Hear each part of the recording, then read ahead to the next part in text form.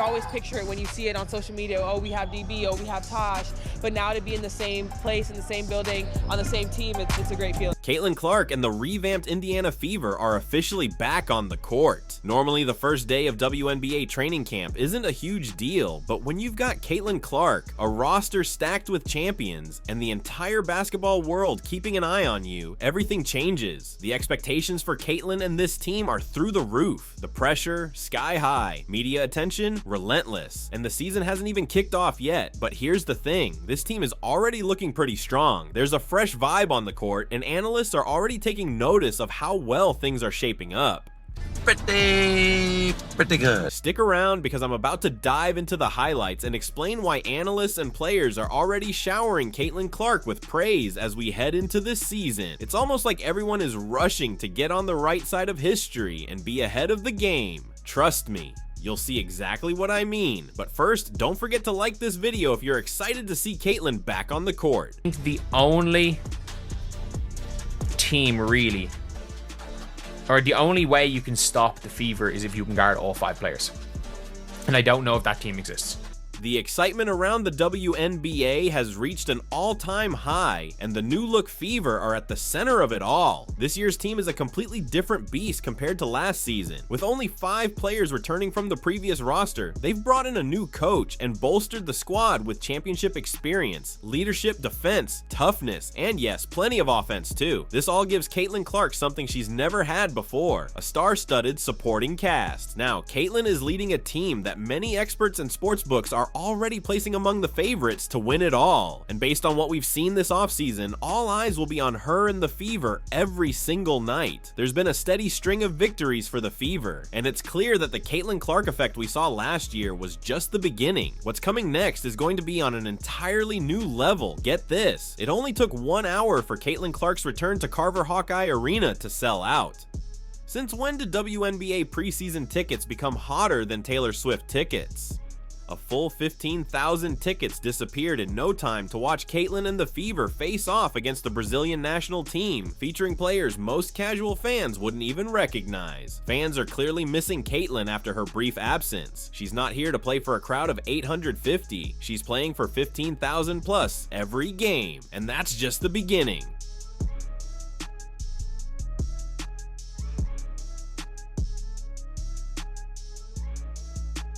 Team owners across the WNBA are all aboard the Caitlin Clark money train. No exaggeration. 6 different teams have upgraded their regular season games against the Fever to full-sized NBA arenas. Not their whole season, not their other games. Just the ones where Caitlin Clark is in the building. Think about that. Has anything like this ever happened in another league? Not even close. And then came the broadcast schedule, and yep, you guessed it. The Fever are leading the way. Out of 44 total games, a staggering 41 will be nationally televised or streamed. That's more coverage than any other team in the league. The WNBA and its media partners are placing a huge bet on Caitlin Clark. And really, can you blame them? On top of all that, Clark's been putting in serious work during the offseason, getting stronger, faster, and more locked in than ever. Fans are more than ready to watch her show off those gains on the court instead of just catching her in interviews. And now, we finally got a real look. Day 1 just gave us our first true glimpse of Caitlin and the revamped Indiana Fever, and let's just say they look like they're already in mid-season form. Well, it took just 1 hour for Caitlin Clark's return to Carver Hawkeye Arena to be sold out. Last season, one of the biggest struggles for the Indiana Fever was their defense. They gave up way too many open shots, allowed too many second chance points, and couldn't close out games because they lacked the size and grit to shut teams down when it mattered most. That's exactly why adding Natasha Howard is such a game changer. She's not just a solid player, she's a former Defensive Player of the Year and one of the best defenders in the league, and her presence was already felt on day 1 of training camp. She was all over the floor, diving for loose balls, blocking shots, making plays. Natasha brings that fierce defensive energy the Fever were missing last year. But it's not just the defense that's stepping up. The offense? Yeah, that's looking sharp too. And for the first time in history, WNBA games will be played in the United Center. Last season, the Fever's strength was clearly their offense. But now it's gone to a whole new level. With a revamped roster and more firepower surrounding Caitlin Clark, things just got a lot scarier for opposing teams.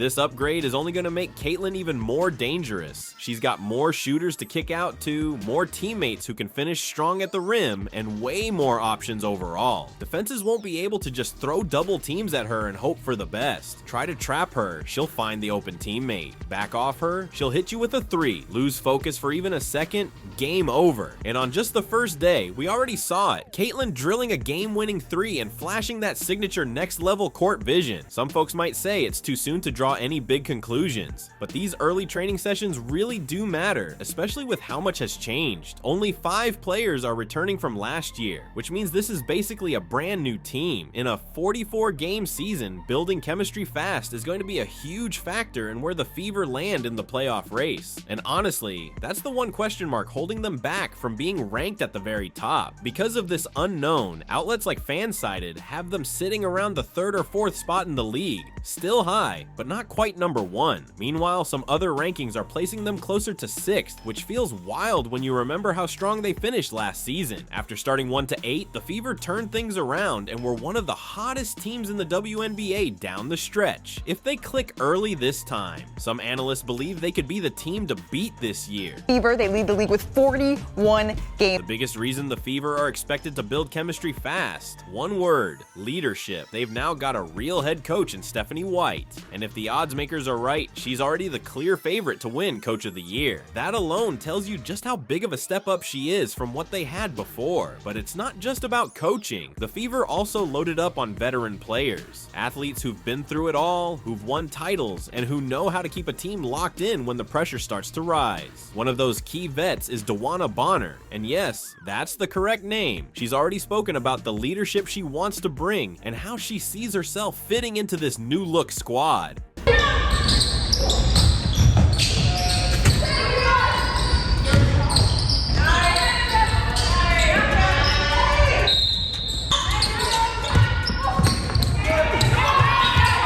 What Wnba said at the end should have every Fever fan fired up, because this squad is fast. They've got way more offensive firepower now, including Bonner herself, and that's going to be a nightmare for opposing defenses. Forget about trapping Caitlin Clark at half court and hoping the rest of the team won't do damage. That strategy just won't work anymore. Caitlin's now got a deep arsenal around her. Reliable shooters, strong post players who can finish, and that's only going to take her playmaking to another level. She won't need to force big plays like she did so often last season, which led to turnovers. And former NBA player Rashad McCants summed it up perfectly with his recent take on the situation.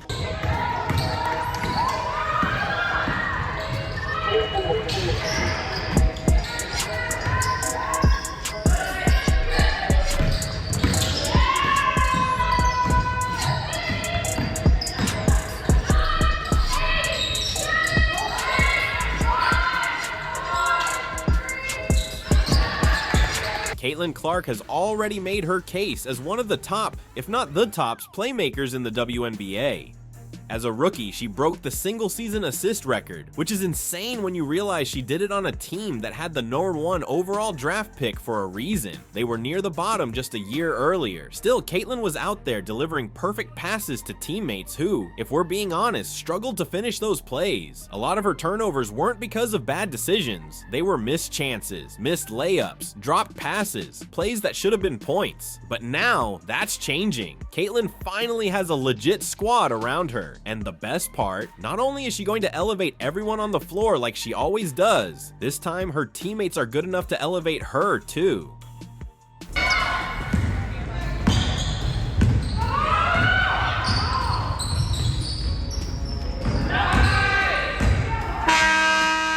This is where things could get really dangerous for the rest of the league. With a full, well-rounded roster now in place, the Indiana Fever aren't just aiming for the playoffs, they're chasing a title. And for Caitlin Clark, this could be the season everything clicks. Last year, she was already putting up record-breaking stats on a team that was still trying to find its identity. Now, with stronger teammates, better coaching, and a full offseason to rest and build strength, Caitlin's in a position to take her game to an entirely new level. This could be the year she's not just great, she's unstoppable. And if that happens, we're looking at serious MVP level talk. Year. And also with a new coach and Coach Stephanie White, a lot of the games that the Indiana Fever team lost last year were close games that they weren't able to pull out at the end. A lot of that comes down to coaching. Now you have a veteran coach in Coach Stephanie White. You have seen her be so involved with her players. Also, none of these players played overseas this season. Some of them played in Unrivaled, some of them played in AU. They were all here, and a lot of them were in Indiana training all summer. There are just so many things from what we know about this team. And again, I know that I have not seen this team on the court together.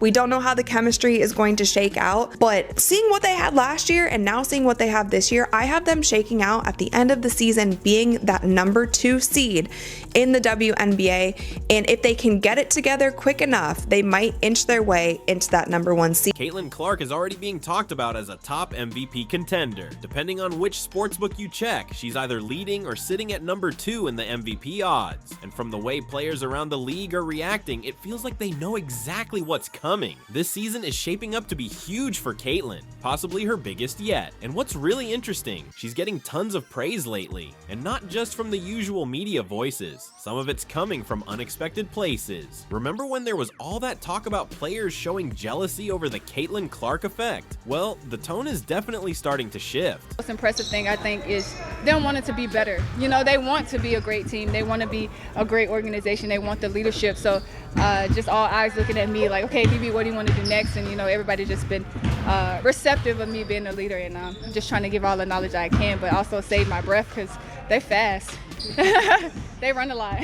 And it's easy to see why. Just look at the national TV schedules, the record-breaking viewership numbers, and how teams are literally moving games to bigger arenas just because Caitlin Clark is coming to town. It's obvious. She's the main attraction, but something feels different this offseason. With all the buzz around Caitlin and the shout-outs from legends like Lisa Leslie, Cheryl Miller, and Diana Taurasi, it's like the league is finally starting to understand the moment. It's almost as if people are realizing they want to be part of something historic. Or maybe now that WNBA greats are openly supporting her, others finally feel comfortable giving her the credit she deserves. Let me know what you think in the comments. And check out this recent praise from Minnesota Lynx guard Courtney Williams. It says a lot. Talk about her already leading the W in assists.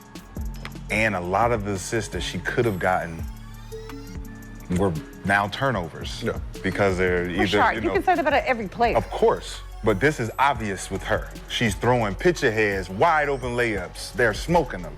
This could be 13 a game. This could be 14 a game. Like, it's not just Courtney either. Seattle Storm guard Lexi Brown is also showing Caitlin some serious love.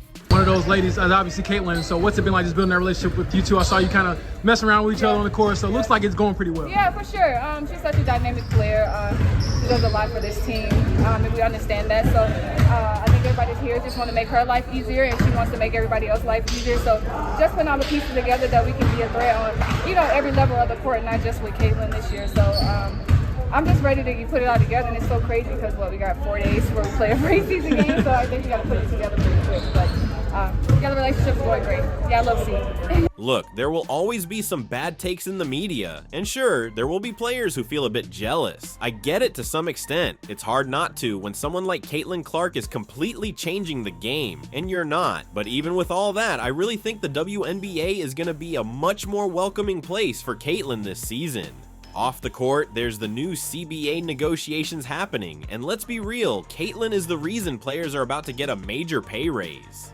She's brought in fans, boosted TV ratings, and sent merchandise sales through the roof. The attention she's generated is why the pie is about to get a lot bigger for everyone, so maybe it's time to stop treating Caitlin's fan base like a problem. The truth is, her supporters are literally the reason these players are about to see their biggest paydays ever. Facts are facts, and this kind of talk just won't hold up anymore.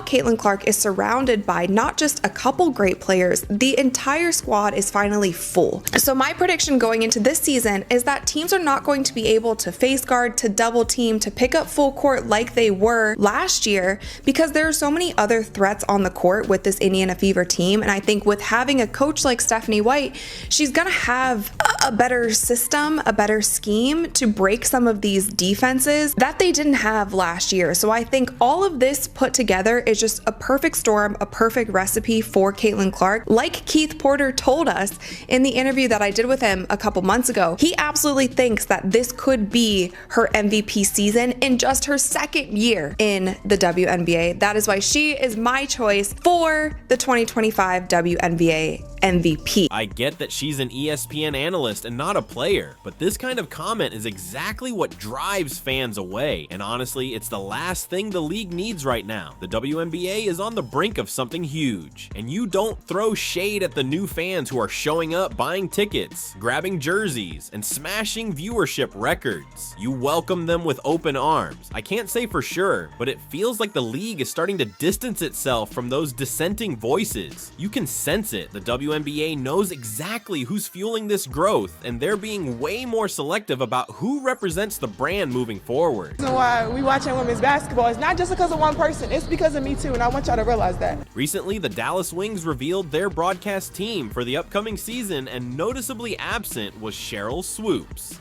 She played a significant role in their broadcast last year, but now she's out. And that's not the only shift. Cheryl is also no longer co-hosting the recently rebranded Women's Hoops podcast, a show that, let's be honest, some fans saw as a bit of a Caitlin Clark critique session.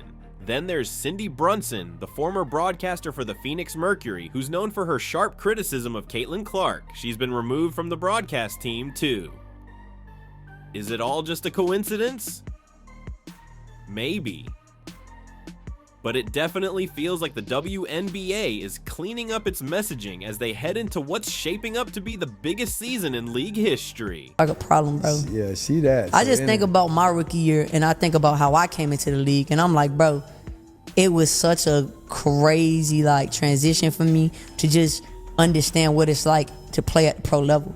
And it's like this girl coming in as a rookie and going like she broke the record for assists. I don't think people really understand like how crazy that is to do as a rookie, your first year doing this. And it is not just Courtney. All right, I've got to ask, hit me with a green check or a red X in the comments, and let me know if you think this is on point. Do you think any of this has to do with the WNBA's new push to grow the league, protect its brand, and attract a fresh wave of fans?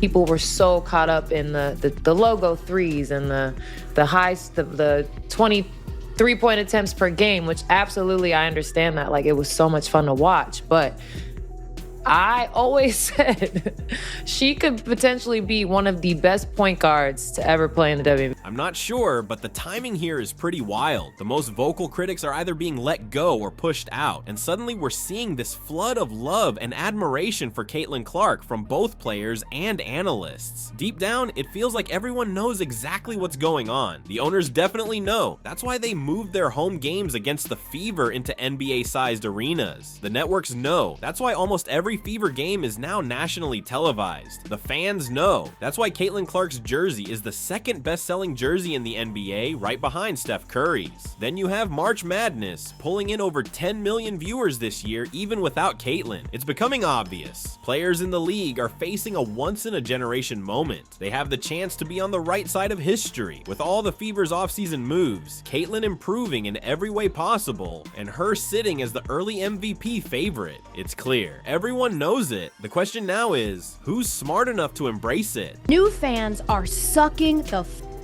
life out of the WNBA. What we saw on day one, yeah, it's early, but it's definitely enough to get excited about what's coming. It backed up what players across the league already know. The Fever are for real, and everyone's going to be watching. Every game, every highlight, every record-breaking moment. More records are about to fall, and we could be entering the WNBA's version of the Jordan and Bulls dynasty. Last season might have been the Bird Magic era, with Caitlin Clark and, to a lesser extent, Angel Reese bringing major attention and pushing the league into the mainstream. But this year, it could go global. We're already seeing the signs.